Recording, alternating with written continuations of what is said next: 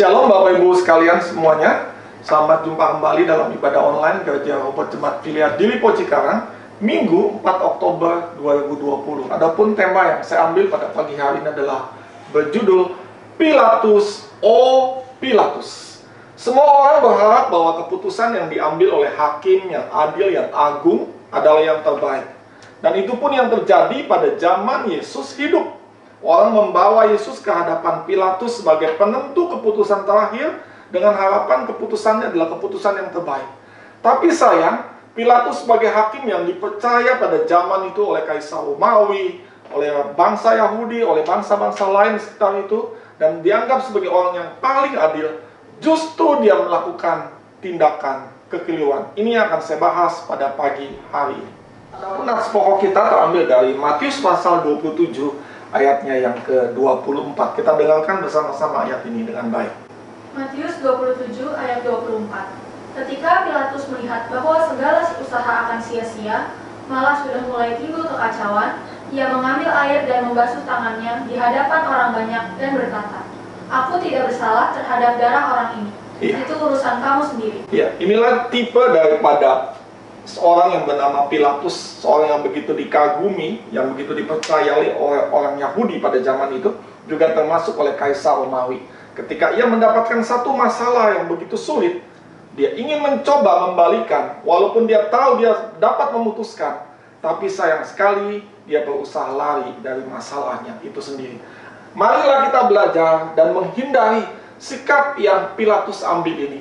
Adapun sikap pertama yang Pilatus ambil, yang keliru sekali, yang sangat salah adalah ia tahu mana yang benar, tetapi melakukan yang salah. Saya ulangi sekali lagi, yang pertama adalah ia tahu mana yang benar, tetapi sayang ia melakukan yang salah. Atau dengan kata lain, ia berkompromi dengan dosa. Kita baca ayatnya dalam Lukas pasal 23 ayat 4, 14 dan yang ke-22. Kita perhatikan ayat ini baik-baik.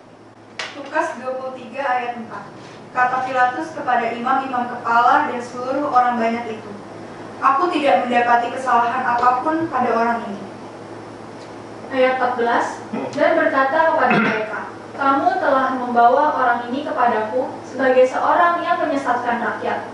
Kamu lihat sendiri bahwa aku telah memeriksanya, dan dari kesalahan-kesalahan yang kamu tuduhkan kepadanya, tidak ada yang kudapati padanya." Dan ayat yang 22, kata Pilatus untuk ketiga kalinya kepada mereka, "Kejahatan apa yang sebenarnya telah dilakukan orang ini? Tidak ada suatu kesalahan pun yang kudapati padanya yang setimpal dengan hukuman mati. Jadi aku akan menghajar dia lalu melepaskannya." Pilatus mengerti apa yang dibuat oleh Yesus. Dia telah tahu bahwa orang ini tidak mempunyai kesalahan. Diperiksanya 3 kali, lalu tidak juga ditemui kesalahan. Lalu diperiksanya kembali, juga tidak punya kesalahan. Tapi sayang, Pilatus yang di dalam lidah bibirnya, di dalam pundaknya, di dalam tangannya ada kuasa untuk melepaskan Yesus, tetapi dia tidak mau mengambilnya. Dia tahu mana yang benar, tetapi dia melakukan apa yang salah. Marilah kita belajar dari kesalahan Pilatus. Kalau kita tahu mana hidup kita harus melangkah yang benar, jangan kita mengambil kehidupan yang salah. Rumah tangga kita mana yang benar, marilah kita ambil hidup yang benar, jangan hidup yang salah. Kalau kita bersikap sesuatu yang semestinya kita tahu benar, lakukanlah itu, jangan kita ambil langkah yang salah. Dan ini satu pelajaran yang kita ambil dari sikap Pilatus yang pertama, yang salah ketika ia menghakimi Yesus. Adapun hal yang kedua, yang jangan sampai kita tiru dari kesalahan Pilatus adalah ia menjadi pengecut karena desakan orang banyak, karena ia takut kedudukannya sebagai hakim agung pada zaman itu hilang. Kita baca Yohanes 19 ayat yang ke-12. Yohanes 19 ayat 12. Sejak itu Pilatus berusaha untuk membebaskan dia, tetapi orang-orang Yahudi berteriak, "Jikalau engkau membebaskan dia, engkau bukanlah sahabat Kaisar. Setiap orang yang menganggap dirinya sebagai raja, ia melawan Kaisar." Iya, jadi pada zaman itu Pilatus sebenarnya sudah ada usaha untuk membebaskan Yesus, karena Yesus beberapa kali dibuktikan tidak memiliki kesalahan apapun pada diri Yesus. Tapi sayang, Pilatus tidak mengambilnya karena dia menjadi kecil hati, menjadi takut. Jika ia membebaskan Yesus, dia akan bermusuhan dengan kaisar. Dan kaisar pada zaman itu, setiap orang yang menentang kaisar akan dilengsarkan, atau digeser kedudukannya. Apa yang kita pelajari dari keputusan Pilatus ini? Kadang-kadang karena satu desakan, kita suka salah mengambil keputusan. Kita takut kita dikucilkan, walaupun kita tahu itu tidak baik, itu tidak benar. Tetapi kita mencoba mentolerir, bahkan melakukan ketidakbenaran itu. Kita takut dijauhi dari orang banyak.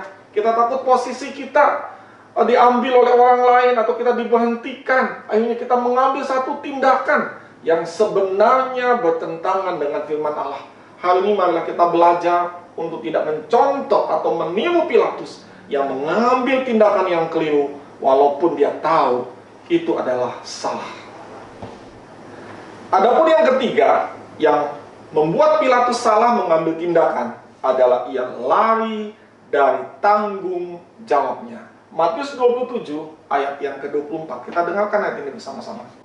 Ketika Pilatus melihat bahwa segala usaha akan sia-sia, malah sudah mulai timbul kekacauan, ia mengambil air dan membasuh tangannya di hadapan orang banyak dan berkata, "Aku tidak bersalah terhadap darah orang ini. Itu urusan kamu sendiri." Iya, jadi dia lari dari tanggung jawab apa keputusannya. Sebenarnya itu adalah keputusan dia sendiri, bukan keputusan rakyat, bukan keputusan orang banyak yang menuntut untuk Yesus disalibkan dan melepaskan Barabas. Tidak, tapi dia mencuci tangannya dan dia mengatakan, dia membasuh tangannya, ini adalah urusan kamu sendiri, bukan urusan aku. Berapa banyak dalam hidup kita, kita juga lari dari tanggung jawab. Kita tidak mau melayani kalau tidak dihormati. Kita tidak ingin melayani Tuhan seperti kalau tidak kita dipandang, kalau kita tidak ada orang yang menghargai kita. Oh bukan, tapi marilah kita tetap bertanggung jawab apapun yang telah ditugaskan kepada kita. Mari kita layani dengan sepenuh hati, dengan kasih kepada Tuhan. Kita tidak lari dari tanggung jawab untuk mementingkan diri kita sendiri ini. Apa kesimpulan dari khotbah saya pagi hari ini? Kesimpulannya adalah, marilah kita mengambil keputusan sesuai dengan kebenaran firman Allah. Jangan untuk kepentingan diri sendiri, jangan karena kita takut kedudukan kita diambil, atau kita lari dari tanggung jawab kita. Orang yang berkomitmen, orang yang mengasihi Tuhan, dia tetap melayani Tuhan, dia tetap setia kepada Tuhan, apapun yang terjadi, sehingga keputusannya adalah keputusan yang berkenan kepada Tuhan.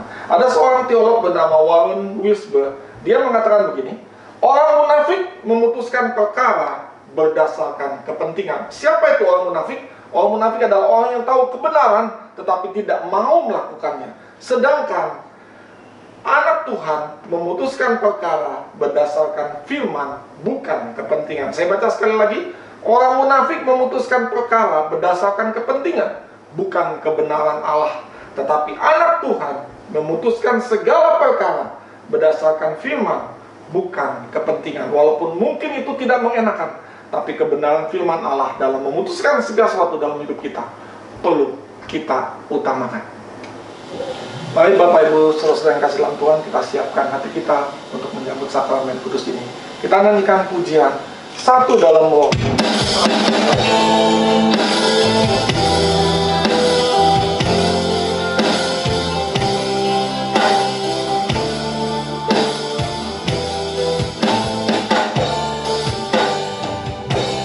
Katakan satu dalam roh.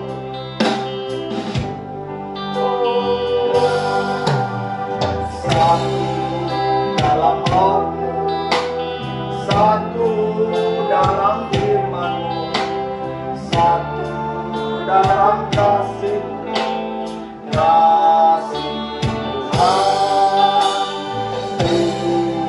dan dalam-Mu yang menyatukan aku dengan Tuhan Yesusnya, Yesus Kristus. Katakan, siapkan hatiku. Ku siapkan hatiku, rendahkan diri. Aku saudaraku dengan kasih.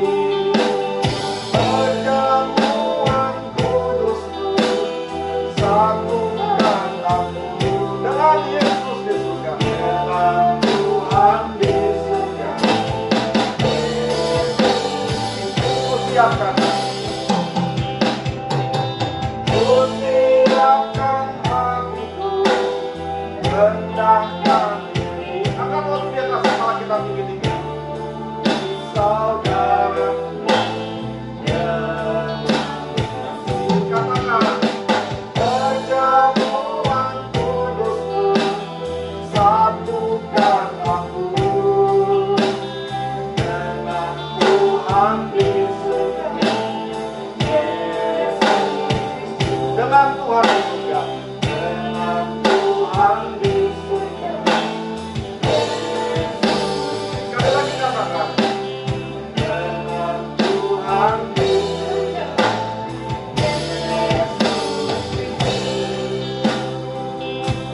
Angkat roti di atas kepala kita tinggi-tinggi. Saya akan bacakan bagian firman Allah untuk menjawab ini. Sebab apa yang telah kutuskan kepadamu telah kuterima dari Tuhan, itu bahwa Tuhan Yesus pada malam waktu ia diserahkan mengambil roti, dan sesudahnya itu ia mengucap syukur atasnya. Ia memecah-mecahkannya dan berkata, inilah tubuhku yang diserahkan bagi kamu. Perbuatlah ini menjadi peringatan akan aku. Roti yang di atas kepala kita pegang tinggi-tinggi, ada lambang daripada tubuh Tuhan yang dipecah-pecahkan bagi kita. Marilah kita mengambil sikap yang benar, walaupun ada desakan kiri dan kanan. Marilah kita mengambil sikap sesuai dengan firman Allah. Walaupun ada yang mengganggu kedudukan kita, tetaplah kita mengambil keputusan yang benar sesuai firman Allah. Jangan seperti Pilatus, dia tahu mana yang benar, tapi dia mengambil keputusan yang salah. Hidup adalah menentukan sebuah keputusan.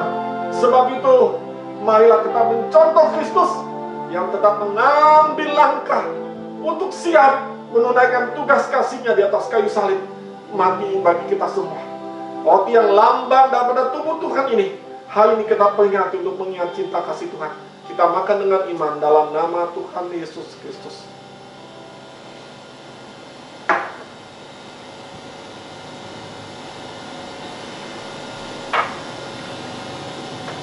Angkat anggur di atas kepala kita tinggi-tinggi. Demikian juga yang mengambil cawan sesudah makan, lalu berkata, cawan ini adalah perjanjian baru yang dimeteraikan oleh darahku. Perbuatlah ini setiap kali kamu meminumnya, menjadi peringatan akan aku. Sebab setiap kali kamu makan roti ini dan minum cawan ini, kamu memberitakan kematian Tuhan sampai ia datang kedua kalinya. Inilah lambang daripada darah Tuhan, darah yang kudus, darah yang menyucikan dan mengampuni segala dosa dan kesalahan kita, darah yang tidak mengingat-ingat dosa kita kembali, dan oleh darahnya kita diselamatkan. Kita minum dengan iman dalam nama Tuhan Yesus Kristus. Angkat tangan saudara.